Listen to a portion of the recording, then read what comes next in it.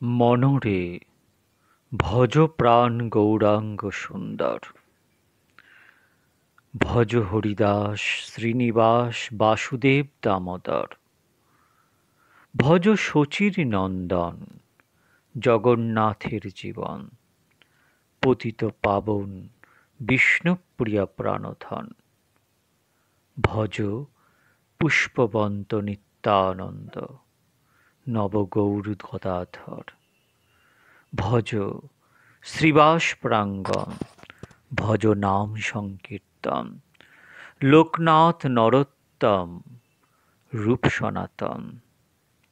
ভজ মুরারি মুকুন্দ মাধবেন্দ্র পরিযতুবর। ভজ তারক ব্রহ্ম নাম ভজ নবদ্বীপ ধাম।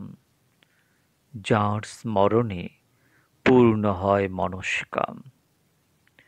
ভজ অম্বিকা খেতড়ি শান্তিপুর অতি মনোহর। লহ শ্রী গুরু শরণ ভজ বৈষ্ণব চরণ। দিবানিশি কর হরি প্রেম আস্বাদন। বন্ধু সকাতরে বলে তোরে বল হরি বল নিরন্তর। শ্রী শ্রী প্রভু জগৎ বন্ধু সুন্দর। ভক্তগণ, আজ যে বিষয় বস্তু আস্বাদন করব তা অতীব গুরুতম। প্রকাশ করা উচিত নয়, তাও মনের আনন্দ লাভ করার জন্য যৎকিঞ্চিৎ প্রকাশ করার ইচ্ছা পোষণ হয়েছে। বিষয়বস্তু মহাপ্রভু ও তার নাগরী ভাব। দেখুন, নাগরী শব্দের সাধারণ অর্থ হল নগরবাসী রমণী, অর্থাৎ নগরে যে রমণী বাস করে তাকে নাগরী বলে। বিশেষ অর্থ রসিকা, বিদগ্ধা, নায়িকা।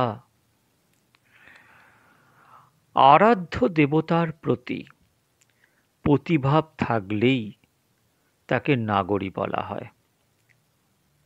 যেমন শ্রী বৃন্দাবনের শ্রেষ্ঠ গোপীগণের অনেকেরই ভাবনা শ্রীকৃষ্ণ তার প্রাণবল্লভ। শ্রী বৃন্দাবনে যারা একান্তভাবে ভজন করছেন তাদেরকে গোপী বলা হয়। নাগরী কথাটি নদিয়া লীলাতে গৌর সুন্দরের লীলাতেই বেশি প্রয়োগ হয়। নদিয়া লীলাতে গৌর সুন্দর যখন রসিক শেখর শ্রীকৃষ্ণই, তখন তাঁর প্রতি প্রাণবল্লভ ভাব থাকা অতি স্বাভাবিক। এই ভাব হৃদয় পোষণ করতে তাঁকে যে নারী দেহ হতে হবে তার কোনো মানে নেই, পুরুষ দেহ সম্ভব। কান্ত ও কান্তা এইটি আন্তরিক ভাব, দেহ ও দৈহিক কিচ্ছু নয়। ভাব তো অন্তরের, দেহ তো আমার নয়, দেহ তো বাহিরের। দেহের মধ্যে যে আত্মস্বরূপ আমি আছি তাঁর এই ভাব। অল্পদিন পূর্বে শ্রীধাম নবদ্বীপে ধামেশ্বরে শ্রীমন মহাপ্রভু মন্দিরে সিদ্ধ চৈতন্যদাস বাবাজি বাস করতেন। তাকে অনেকেই দেখেছেন। তিনি প্রায় বলতেন, আমার ভজন হইল সারা, আমার সাধন হইল সারা। নদের চাঁদের কান্তা আমি, কান্ত আমার গোড়া। এইটি হলো নাগরী ভাব। আমি নবদ্বীপ নাগরী, এইটি একটি ভাব, বিশুদ্ধ ভাব, সাত্ত্বিক অভিমান। এই ভাব হৃদয়ে নিয়ে রসরাজ শ্রী গৌরাঙ্গ সুন্দরের সেবার লালসা ভজন রাজ্যে সর্বোত্তম ভাব বলা হয়েছে। ভজন রাজ্যের যদি সর্বোত্তম ভাব থাকে তাহলে এই নাগরী ভাব। মহাপ্রভু কেবল ভক্ত অবতার নন, তিনি শুধু সন্ন্যাসী নন, তিনি বিশ্বের নরনারীর পরম উপাস্য। মধুর রসের যিনি ভোক্তা তাকেই নাগরী বলা হয়। যিনি ভোগ্যা তিনি নাগরী, আর যিনি ভোক্তা তাকে নাগর বলা হয়। গৌর সুন্দরকে নাগর রূপে ভাববে না, এই কথা বৃন্দাবন দাস ঠাকুর লিখে গেছেন। গৌর সুন্দরের প্রতি পাছে কেউ কোনো লৌকিক দৃষ্টিতে পার্থিব ভাব আরোপ করে, এই জন্য তিনি এই কথা বলেছেন, এইরূপ মনে করা হয়। কারণ বৃন্দাবন দাস ঠাকুরের লিখিত এমন সব পদ রয়েছে তাতে গৌরকে নাগরী বলা হয়েছে। যেমন মদন সুন্দর গৌর কলেবর দিব্যবাস পরিধান, চাঁচর চিকুরে মালা মনোহরে যেন দেখি পাঁচবান, চন্দনে চর্চিত শ্রীঅঙ্গ শোভিত গলে দোলে বনমালা, ঢুলিয়ে পরয়ে প্রেমে স্থির নহে আনন্দে শচীর বালা, কাম সরাসন ভ্রুযুক পতন ভাবে মলয়জ বিন্দু, মুকুতা দশন শ্রীযুত বদন প্রকৃতি করুণা সিন্ধু। শ্রীমদ্ভাগবত কলিযুগের অবতারকে ছন্ন অবতার বলেছে। ছন্ন কলৌ শ্রী গৌর সুন্দরের এই নাগর ভাবটি ছন্ন, অর্থাৎ আবজত, সকলেই দেখতে বুঝতে পারবে না, সাধারণ লোক মোটেই বুঝতে পারবে না। সেই জন্য বৃন্দাবন দাস ঠাকুর গৌর সুন্দরকে নাগর বলতে নিষেধ করেছেন। কিন্তু উপরে যে পদ আমি বললাম সেই পদে গৌরকে নাগর বলতে কিছু বাকি রাখেনি। দেখুন কি বলছে, মদন সুন্দর গৌর কলেবর দিব্যবাস পরিধান, চাঁচর চিকুরে মালা মনোহরে যেন দেখি পাঁচবান, চন্দনে চর্চিত শ্রীঅঙ্গ শোভিত গলে দোলে বনমালা, ঢুলিয়ে পরয়ে প্রেমে স্থির নহে আনন্দে শচীর বালা, কাম সরাসন ভ্রুযুগ পত্তম ভালে মলয়জ বিন্দু, মুকুতা দশন শ্রীযুত বদন প্রকৃতি করুণা সিন্ধু। পদকর্তা দীনকৃষ্ণ দাস ছিলেন। তিনি লিখেছিলেন, স্মর নব গৌরচন্দ্র নাগর বনোয়ারি, নদিয়া ইন্দ করুণা সিন্ধু ভকত বৎসলকারী। পণ্ডিত বাসুদেব সার্বভৌম তাঁর রচিত গৌরাঙ্গ স্তবে লিখেছেন, কলেবর কৈশোর নর্তক বেশম নট নর্তন নাগরী রাজকুলা। বুঝুন, বাসুদেব সার্বভৌম ঠাকুর তিনি তার গৌরাঙ্গ স্তবে পরিষ্কার লিখছেন, কলেবর কৈশোর নর্তক বেশম নট নর্তন নাগরী রাজকুলা। শ্রী নিত্যানন্দ পরিকর দ্বিজ বলরাম দাস পদে লিখেছেন, অরূপ দেখিয়া পতি উপেক্ষিয়া নদিয়া নাগরী কান্দে, ভনে বলরাম আপনা নিছিল গোরা পদ নখ ছান্দে। গোবিন্দ দাস লিখছেন, শ্রবণে সোনার মকর কুণ্ডল রঙ্গিনী পরাণ গিলে, গোবিন্দ দাস কহই নাগর হারাই তিলে।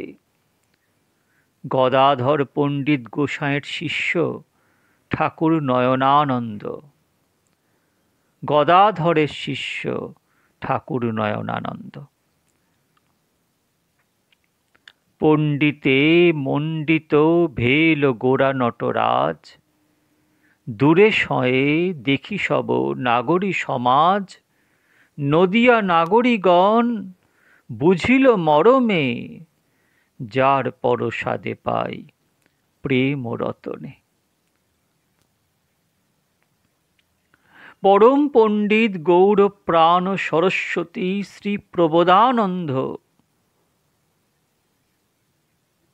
শ্রী চৈতন্য চন্দ্রামৃতে লিখছেন, ঊর্ধ্বীকৃত্য নিবন্ধ কুন্তল ভর, প্রৎফুল্ল মলিস্রাগ আপীর ক্রীড়তি গৌর নাগর বর, নৃত্যর্নির্জৈনামভি।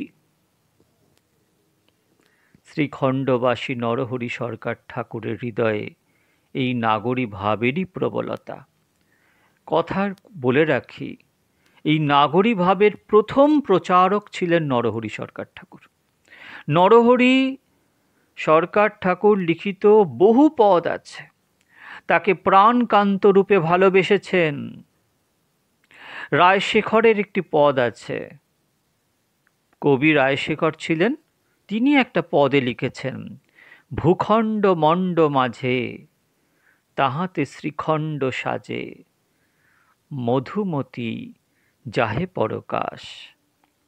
ঠাকুর গৌরাঙ্গ সনে বিলসই রাত্রি দিনে, নাম ধরে নরহরিদাস।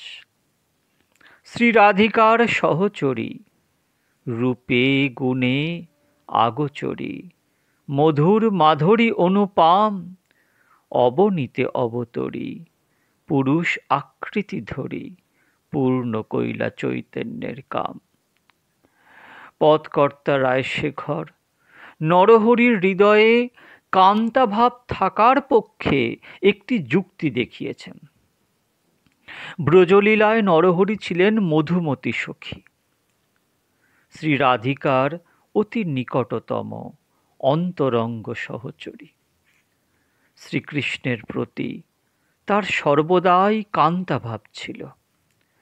তিনি যখন নবদ্বীপ লীলায় শ্রীখণ্ডে নরহরি সেজে উপস্থিত, তখন তার হৃদয়ে কান্তাভাব থাকা অস্বাভাবিক কি কিছু?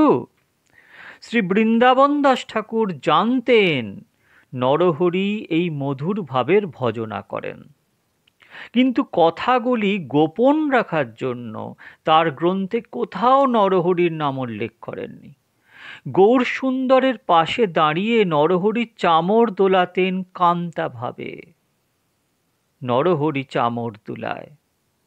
বৃন্দাবন দাস ঠাকুর তা জেনে নরহরির নামটি খুব গোপন রেখেছেন। কোনো কোনো ভাগ্যবান চামর ঢুলায় এইভাবে বলেছেন।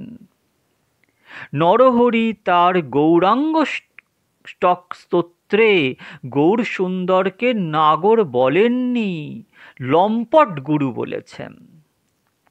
আশ্চর্য সখী পশ্য লম্পট গুরু সন্ন্যাসী বেশঙ্খিত। কতটা গুহ্যতম ভাব! আমরা সবাই মঞ্জরি ভাব নিয়ে আস্বাদন করি, তা ব্যক্ত, কিন্তু এই নাগরী ভাব অব্যক্ত, নিগূঢ়, নিগূঢ়তর নয়, নিগূঢ়তম। নরহরি ঠাকুরের পদ অনেক আছে, তার শিষ্য লোচন দাসের পদও অনেক আছে। পদকর্তা বাসুদেবের পদ সর্বজন বিদিত। মহাত্মা শিশির কুমার ঘোষ লিখেছেন, যদি নদিয়া নাগরী ভজন না থাকিত, তবে শত শত নদিয়া নাগরী ভাবের নব নব অনুরাগের পদ কেন সৃষ্টি হল?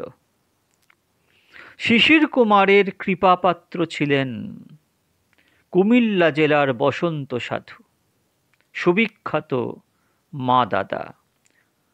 তাঁদের নদিয়া নাগরী ভাবের যে ভজন, মহাত্মা শিশির কুমারের নিকট তিনি তা শিক্ষা পেয়েছেন। মহাত্মা শিশির কুমার ঘোষ, যিনি অমিয়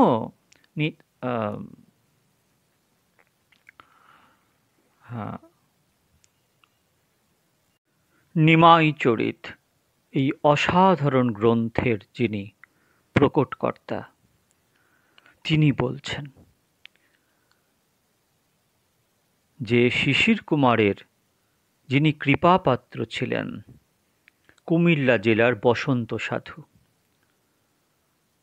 তাঁদের নদিয়া নাগরী ভাবের যে ভজন, মহাত্মা শিশির কুমারের নিকট তিনি তা শিক্ষা পেয়েছেন। বুঝুন তাহলে, যদি তিনি শিক্ষা দান করেন তাহলে সেইভাবে তিনিও ছিলেন। এই মহাত্মা শিশির কুমার ঘোষের কথা আমি যখন আমাদের পরম পূজ্য বড় বাবাজি মহারাজ শ্রী শ্রী 108 রাধারমণ চরণদাস দেব দাদামশায়ের জীবনী আস্বাদন করছি, তখন বলেছিলাম যে এই শিশির কুমার ঘোষ নিয়মিত বড় বাবাজি মহারাজের কাছে আসতেন। এই ভাব অতি গূঢ়তম, ব্যক্ত নয়, কিন্তু সর্বোত্তম। প্রভু নিত্যানন্দের হৃদয়েও নাগরী ভাব বিরাজমান ছিল। তিনি তো চৈতন্য অভিন্ন তনু। চৈতন্য মঙ্গলকার লোচন ঠাকুর বলছেন, অভিন্ন চৈতন্য সে ঠাকুর অবধূত। বৃন্দাবন দাস ঠাকুর গৌরী নিত্যানন্দকে সম্মান দেখিয়ে লিখেছেন, এক বস্তু দুই ভাগ ভক্তি বিলাইতে। মহাপ্রভু নিজ মুখে বলেছেন, আমার দ্বিতীয় নেই নিত্যানন্দ বই। আবার বলেছেন, আমার সকল কার্য নিত্যানন্দ দ্বারে। দ্বারে অর্থ মাধ্যমে, অর্থাৎ মধ্যস্থতায়। তাহলে নরহরি ও গৌরসুন্দরের মধ্যে যে কান্তা ভাব, তাও নিত্যানন্দের মধ্যস্থতায় হয়। সুতরাং নিত্যানন্দের মধ্যে সকল ভাবই বিদ্যমান। যেমন রাধা কৃষ্ণ অভিন্ন, সেইরূপ গৌর নিত্যানন্দ অভিন্ন। একাত্মা দুই দেহ হয়ে যেমন রাধা কৃষ্ণ হয়েছেন, সেইরূপ একাত্মা দুই দেহ হয়ে নিতাই গৌর হয়েছেন। এই সকল ভাব অনুভব করে অনেক মহাত্মা শ্রী নিতাই চাঁদকে শ্রী রাধাও বলেছেন। কিন্তু নিতাইকে রাধা বললে কিছু সিদ্ধান্ত বিরোধ হয়, এটা অনেক বৈষ্ণব মনে করেন।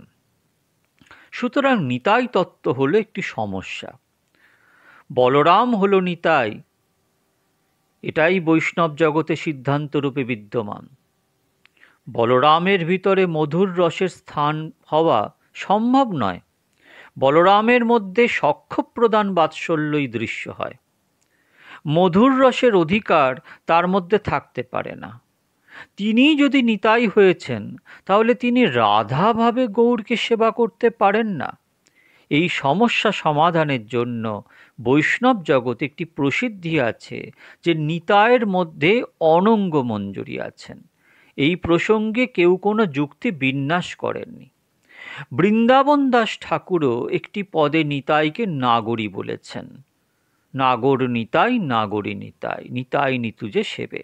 এবং নিতাই অনঙ্গ মঞ্জুরি এই আভাসও দিয়েছেন।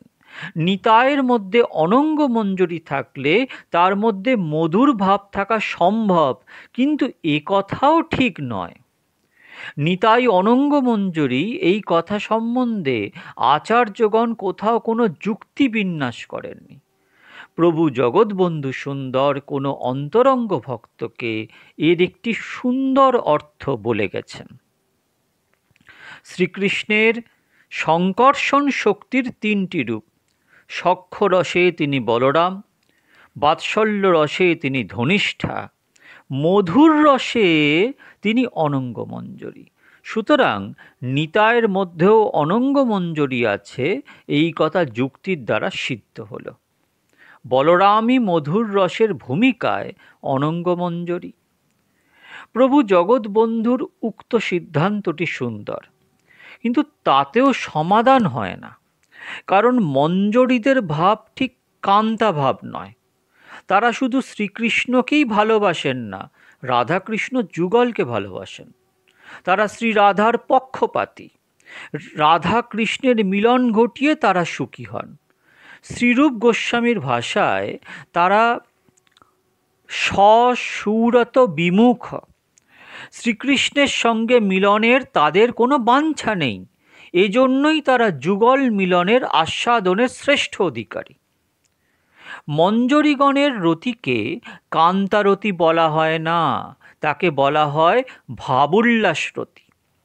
সুতরাং নিতাই চাঁদের মহাপ্রভুর প্রতি যে কান্ত ভাব, তার হেতু অনুসন্ধান করে নিতাইকে অনঙ্গ মঞ্জুরি বললেও সমাধান হয় না।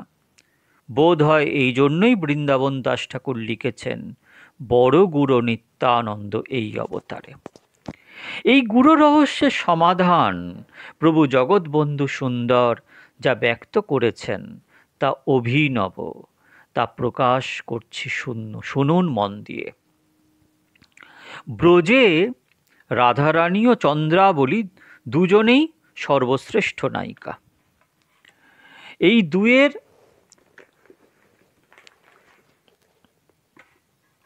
মধ্যে শ্রী রাধাকে সর্বথাধিকা বলা হয়, কিন্তু দুই সমান। শ্রীকৃষ্ণ সুখার্থে কিঞ্চিত পার্থক্য। শ্রী রাধার কৃষ্ণ প্রেম মদীয়তাময়, শ্রী চন্দ্রাবলীর কৃষ্ণ প্রেম তদীয়তাময়। শ্রী রাধার ভাব কৃষ্ণ আমারই, আর কারো নয়।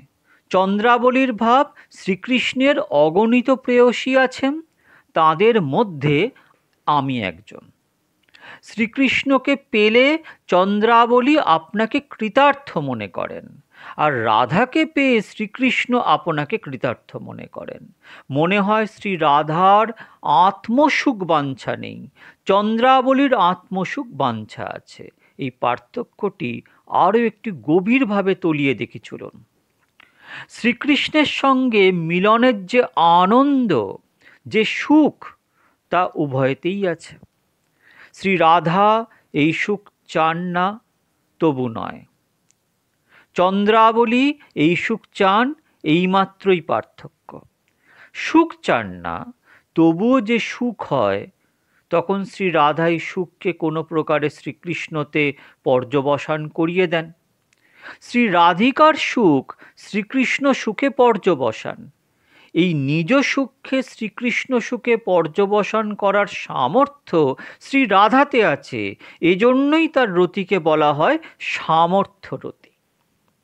চন্দ্রাবলী মিলন সুখে ডুবে যান, তা শ্রীকৃষ্ণ সুখে পর্যবসান করার কোনো তাগাদা তার মধ্যে থাকে না, সেই জন্য তাঁর রতিকে বলা হয় সমঞ্জসা রতি। রাধার রতিকে বলা হয় সামর্থ্য রতি, চন্দ্রাবলীর রতিকে বলা হয় সমঞ্জসা রতি। লৌকিক ভাবের আত্মসুখ বাঞ্ছা শ্রী রাধা চন্দ্রাবলীর মধ্যে নেই, তাদের মধ্যে থাকতে পারেও না। অপ্রাকৃত লীলায় লৌকিক ভাবের কোনো গন্ধই নেই। আরও এক দৃষ্টিতে শ্রী রাধার কৃষ্ণপ্রীতিকে বলা হয় মধুস্নেহ, আর চন্দ্রাবলীর শ্রীকৃষ্ণপ্রীতিকে বলা হয় ঘৃতস্নেহ। ঘৃত মধু দুই উপাদেয় বস্তু, দুয়েরই আস্বাদন চমৎকার। পার্থক্য এই যে ঘৃতকে অপর বস্তুর সঙ্গে মিলিয়ে আস্বাদন করলে উত্তম হয়, শুধু ঘৃতকেও আস্বাদন করতে পারে না।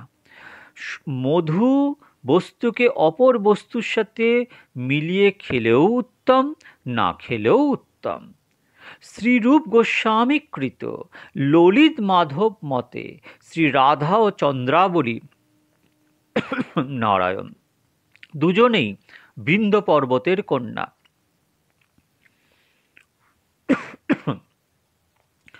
জ্যেষ্ঠা চন্দ্রাবলী, কনিষ্ঠা রাধা। দুজনেই যমুনায় ভেসে এলেন।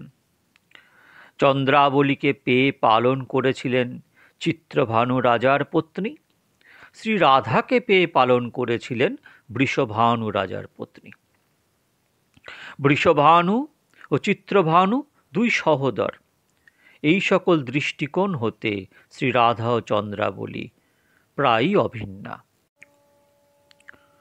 পুরলীলায় চন্দ্রাবলী রুক্মিণী, রাধারানী সত্যভামা। পুরলীলায় মানে দ্বারকা লীলায় চন্দ্রাবলী হচ্ছেন রুক্মিণী, রাধারানী হচ্ছেন সত্যভামা। পুরলীলায় চন্দ্রাবলী প্রধানা, ব্রজলীলায় রাধারানী প্রধানা। দুজনের মধ্যে একটি বিরোধী ভাব এই যোগমায়া সৃষ্টি করেন রস আস্বাদনের জন্য। যেমন স্বর্গের দারিদ্রয় রাবণ কুম্ভকর্ণকে শত্রু সাজিয়ে ভগবান যুযুৎসা রসের আস্বাদন করেন, সেইরূপ রাধা চন্দ্রাবলীকে বিরোধী সাজিয়ে শ্রীকৃষ্ণ ঋরংসা রসের আস্বাদন করেন। শ্রী রাধার 8টি আস্বাদন, তার মধ্যে 3টি অবস্থায় চন্দ্রাবলীর উপস্থিতি: খণ্ডিতা, বিপ্রলব্ধা, কালহন্তারিকা। খণ্ডিতা, বিপ্রলব্ধা, কালহন্তরিতা। শ্রী রাধার এই 3টি অবস্থা হতে পারত না যদি চন্দ্রাবলী না থাকত। এই বিরোধিতা রস আস্বাদনের জন্য অপরিহার্য। লীলার 2টি দিক, এক সপক্ষ আর বিপক্ষ। রাধারানী সপক্ষ, চন্দ্রাবলী বিপক্ষ। মদীয়তাময় যে আস্বাদন তা কৃষ্ণকে মধ্যে রেখে। শ্রী রাধা ও চন্দ্রাবলী একই বস্তু 2 ভাগ হলেন। এদের মধ্যে বিরোধী রস ব্যক্ত হয় শ্রীকৃষ্ণ মধ্যে থাকলেই। যদি শ্রীকৃষ্ণ না মধ্যে থাকেন এরা একই। শ্রীকৃষ্ণকে আনন্দ দিতেই এই বিরোধিতা আসে। যখন শ্রীকৃষ্ণ নেই তখন 2 প্রায় একই হয়ে যায়। মাথুর বিরহের সময় শ্রীকৃষ্ণ নেই, তখন 2 প্রায় এক হয়ে গিয়েছেন। প্রায় এক কি করে হলো তা শ্রী শ্রী প্রভু জগৎবন্ধু সুন্দর ব্যক্ত করেছেন। শ্রী রাধার 10ম দশায় প্রায় মৃত্যু দশা। তখন শ্রী রাধা শৈব্যা সখীর দ্বারা চন্দ্রাবলীকে ডেকে আনলেন। বিরহিণী রাধার অবস্থা দেখে চন্দ্রাবলীর চক্ষু স্থির। ভাবলেন, স্বাভাবিকভাবে এইরূপ কখনো দেখিনি। বিরহে আমিও কাতরা, কিন্তু কখনো এইরূপ দেখিনি। শ্রীকৃষ্ণ যদি কখন আসেন তবে এই বিরহিণীর জন্যই, আমার জন্য নয়। রাধার এই ভাব দেখিনি। রাধা রানী চন্দ্রাবলীকে বলছেন, আমি এখন চিরকালের জন্য বিদায় নিলাম। চন্দ্রা, আমার নীল রতন শ্যাম ও সুন্দরকে কার কাছে রাখব রে? আমি যখন থাকব না কে তার সেবা করবে? অনেক ভেবে দেখলাম চন্দ্রাবলী ছাড়া কেউ নেই, তাই জন্মের মতো তোকেই দিয়ে গেলাম রে। তিনি কাছে থাকলে হাত ধরে তোকে দিয়ে দিতাম। এখন তো তিনি কাছে নেই, কি করি বল? একটি বুদ্ধি করেছি জানিস, শ্রীকৃষ্ণ আর কৃষ্ণ নাম তো অভিন্ন। আমি তোর কানে নাম দেব, নামের সঙ্গে শ্রীকৃষ্ণকেও তোকে দিয়ে দেব। রাধারানী চন্দ্রাবলীর কানে কৃষ্ণ নাম দিলেন। হরে কৃষ্ণ কৃষ্ণ কৃষ্ণ হরে হরে, হরে রাম রাম রাম হরে হরে। বিরহিণী শ্রী রাধার কাতর কণ্ঠ উত্থিত নাম কর্ণকুহরে প্রবেশ করা মাত্রই চন্দ্রাবলী নিতাই হয়ে গেলেন। নিতাই গৌর হরি বল। শ্রীকৃষ্ণচন্দ্রকে আলিঙ্গন করে রাধারানী যেমন গৌর হলেন, শ্রীকৃষ্ণ নামকে তেমন আলিঙ্গন করে চন্দ্রাবলী নিতাই হলেন। বস্তুতপক্ষে একই বস্তু 2 ভাগ হলেন।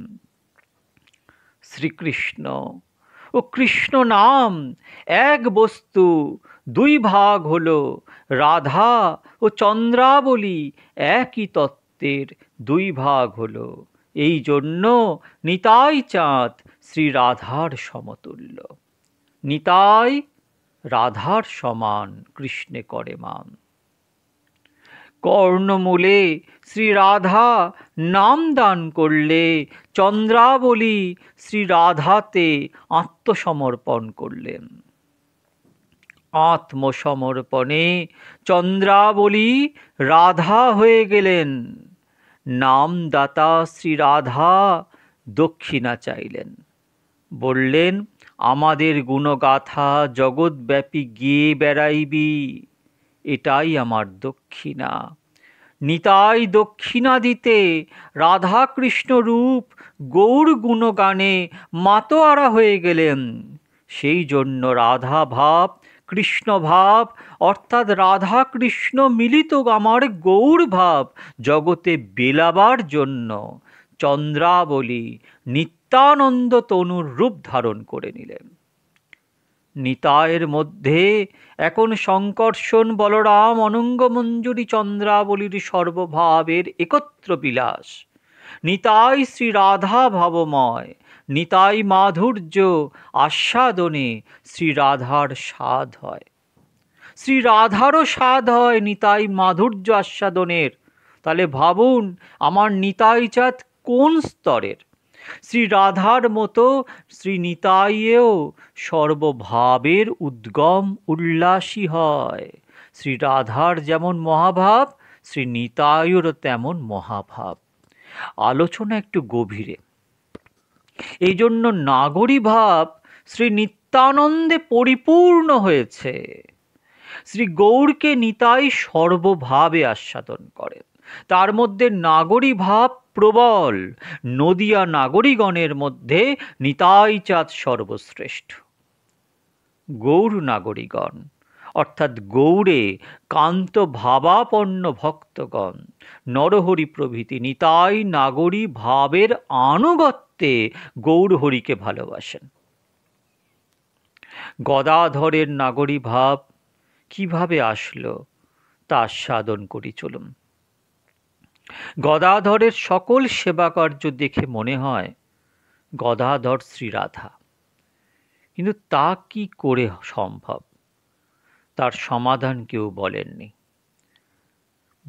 প্রভু জগৎবন্ধু সুন্দর বলেছেন, রাধা কৃষ্ণ পণ করে নৃত্য করছেন, বাজি ধরেছেন।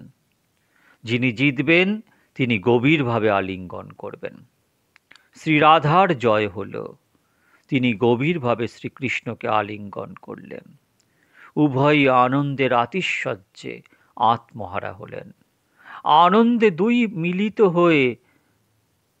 হতে যাচ্ছেন। ললিতা সখী শ্রীরাধার অঙ্গ স্পর্শ করে মিলনে বাধা দিলেন, বললেন, দুইজনে এক হয়ে গেলে অনেক আনন্দ আছে, ক্ষতিও আছে, অনেক লোকসানও আছে। আর শ্রীকৃষ্ণকে দেখতে পাবো না, অঙ্গ স্পর্শ করতে পারবে না, কান্ত জ্ঞানে সেবা করতে পারবো না, অভিসারে যেতে পারবো না, অভিসারের অন্তে মিলনে যে সুখ তা প্রাপ্ত করতে পারবো না। শ্রী ললিতা সখীর বাধায় আর মিশতে পারলেন না। যে অংশ পর্যন্ত মিশলেন তা গৌর হয়ে গেলেন, যে পর্যন্ত মিশলেন না তা গদাধর থেকে গেলেন। রাধার মধ্যে দুটি ভাব, একটি হচ্ছে একাঙ্গ হওয়া, আরেকটি হচ্ছে পৃথক করে সেবা করা। অচিন্ত ভেদাভেদে এটাই তো গৌরব। এক তনু হবার স্বাদ প্রকট হলো গৌর রূপে, পৃথক তনু থাকবার স্বাদ হলো গদাধর রূপে। এই জন্য গদাধরের মধ্যে নাগরী ভাব আছে। নিরন্তর কান্তারূপে কৃষ্ণ সেবার লালসা। গদাধরের এই ভাব নিতাইয়ের আনুগত্যে, নরহরিরও এই ভাব নিত্যানন্দের আনুগত্যে। নাগরী রূপে নরহরি গদাধর নিত্যানন্দ একই। নরহরি নিতাই আনুগত্যময়ী মধুমতি, গদাধর নিতাই আনুগত্যময়ী শ্রী রাধা। নিত্যানন্দ রাধা ভাবাবিষ্ট চন্দ্রাবলী। নাগরী ভাবের মধ্যে সর্বশ্রেষ্ঠ প্রথম নিত্যানন্দ, দ্বিতীয় গদাধর, তৃতীয় নরহরি।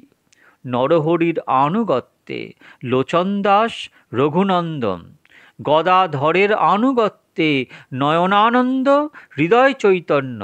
নিতাই গদাধর নরহরির যে প্রেম তা অনির্বচনীয়। একই তিনই এক। নরহরি মধু সরোবর হতে মধুপান করছিলেন। গদাধর নিত্যানন্দ নাগরী ভাবের দুই একটি পদ আস্বাদন করছি। প্রভু জগৎবন্ধু সুন্দরের পদ আছে।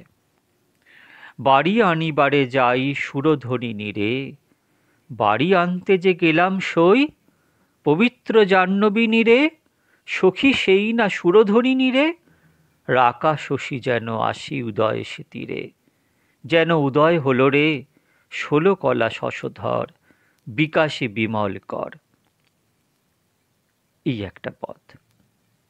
আর একটা পদে লেখা হচ্ছে যে কাঞ্চন জিনিয়ে অঙ্গ খঞ্জন নয়ন, কিবা অঙ্গ শোভাগো কাঞ্চন জিনিয়ে কায়, রূপেরি তম লুকায় আবার কঞ্জন নয়নে চায়, সখী জীবনে পাশরা দায়।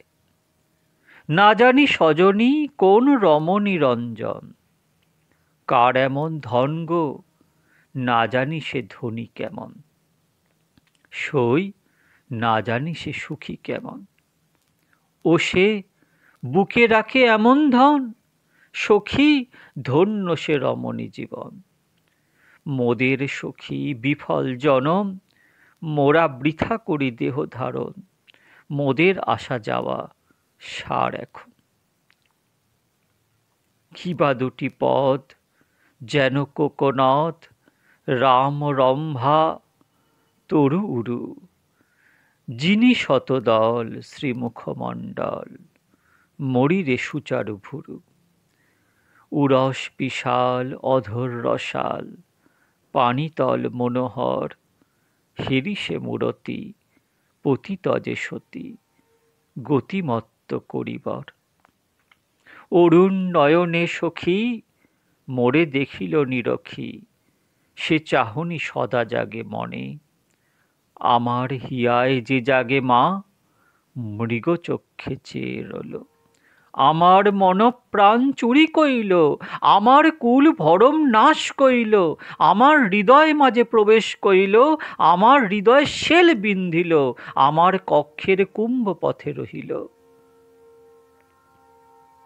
কুলনারী মনচোরা ওই নব রসগোরা, দীন দাস জগৎবন্ধু ভনে, তুই কে চিনিস না ওই গোরা গুণমণি, ও যে চিত চূড়ামণি, ও সে গদাধরের হৃদয়ে মণি, ও সে শচীদেবীর নয়নমণি, ভক্তজনার চিন্তামণি, ওই সে বন্ধু ধ্বনি, তুই কি চিনিস না রে ধ্বনি, এই যে ধ্বনি প্রেমধ্বনি। গোরা রূপে বিমোহিতা নদিয়া নাগরী, সবে দাসী হল রে কুলমান ত্যায্য করি। গোরা অনুরাগ করি হৃদয়ে গোরা চাঁদে ধরি, ধরি গৌর পদতরি সকল নদে নাগরী, তারা কুলার নবে গেল তরি। প্রেমানন্দে মাতি সবে বল হরি হরি, সবে হরি বল নদে নাগরীন আনন্দে, গৌর গদাধর আনন্দে, গৌর নিত্যানন্দ আনন্দে, গৌর ভক্ত বৃন্দানন্দে, বন্ধু সে পদারবিন্দে। কি ক্ষণে হে রেণু গোরা সুরধ্বনি তীরে, আমি দেখে যে এলাম মা অতুল সে রূপরাশি, অপরূপ রূপরাশি, মুখখানি হাসি হাসি। আরেকটি পদ দিয়ে আজকে শান্ত করব, তারপর কিছু ছোট ছোট পদ কীর্তন করব। বিরিঞ্চি বাঞ্ছিত ধন গৌরাঙ্গ সুন্দর, সে যে সাধনার ধন গো, সাধনের ধন আমার গৌরত সুন্দর।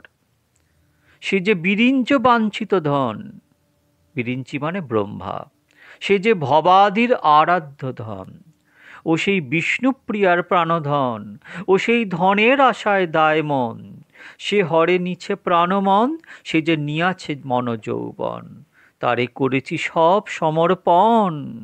দেখুন, তারে করেছি সব সমর্পণ, সে যে নিয়াছে মন যৌবন। এক এক পদে পরিষ্কারভাবে ব্যক্ত করা আছে। পঙ্গু হয়ে বাঞ্ছা মোর লঙ্ঘিতে ভূদর, বুঝি পেলাম না, পেলাম না গৌরাঙ্গ অমূল্য নিধি, ও তা মোরে কি মিলাবে বিধি। দাস জগৎ বন্ধু বলে, শুনল সুন্দরী, নির্জনে সাধন করো, পাবে গৌর হরি। নির্জনে সাধন করো, পাবে গৌর হরি।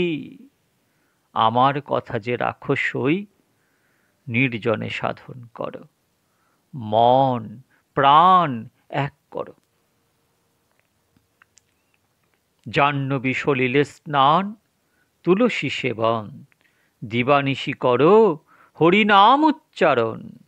হরিনাম যে করল সতত নির্জনে রয়ে, ভাবেতে বিভোর হয়ে, ও সেই কুলের আড়ালে রয়ে, সদা কুলের আড়ালে রয়ে। দেহ মন শুদ্ধ হলে জ্ঞানের উদয়, বন্ধু কয় তবে হয় প্রেম উদয়। প্রেম উদয় হয় শ্রবণ কীর্তন দাস্যে। সর্বশেষে আর লোভ সামলাতে পারলাম না। মহেন্দ্রজির একটি নাগরী ভাবের পদ আছে।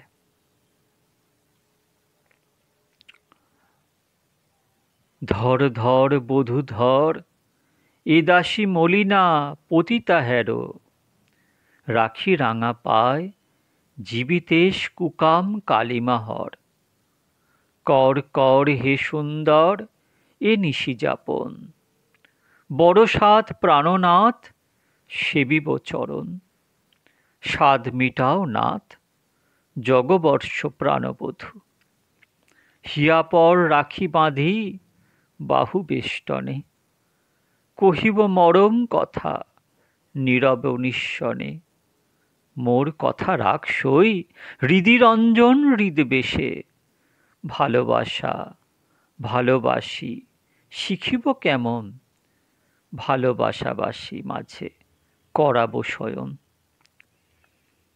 তুমি ভালোবাসো, সবাই তোমায় ভালোবাসে, শুধু আমি কেন বঞ্চিত হব? বলো, কেন আমি বঞ্চিত হব? মধুর মূরতি তুমি, হে মধু আনন্দ। আনন্দ রস সরসী দেখিব কেমন, দেখব কেমন, তাহে শততল কেমন। কেমন তুমি খেলো কেমন, রসতরঙ্গে রঙ্গে ভঙ্গে। রঙ্গরাজ নটবর বঙ্কিম নয়ন, চারি চক্ষু এক বধূ হইবে কখন। চাহ চাহ বধূ, হেরি আমি আখি ভরি।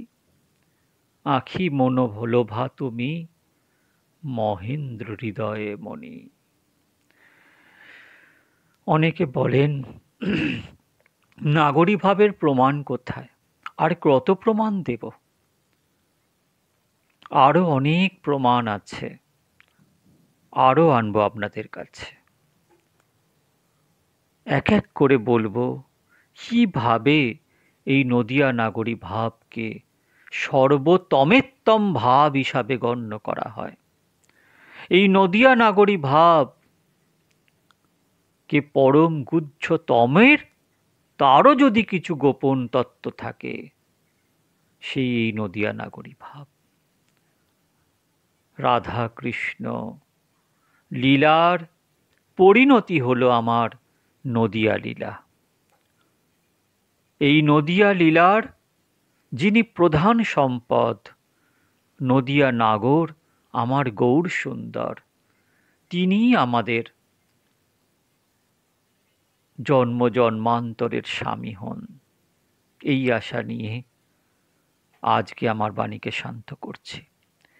এই বচন ব্যক্ত করা উচিত নয়, অনুপ্রাণিত হয়ে আনন্দের সহিত ব্যক্ত করলাম, যার ওপর গৌরের কৃপা হবে বুঝতে পারবে।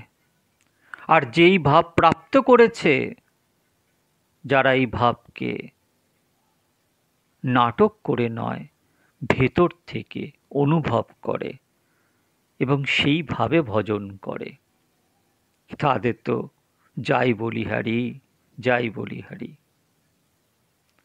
আজ এটুকুই।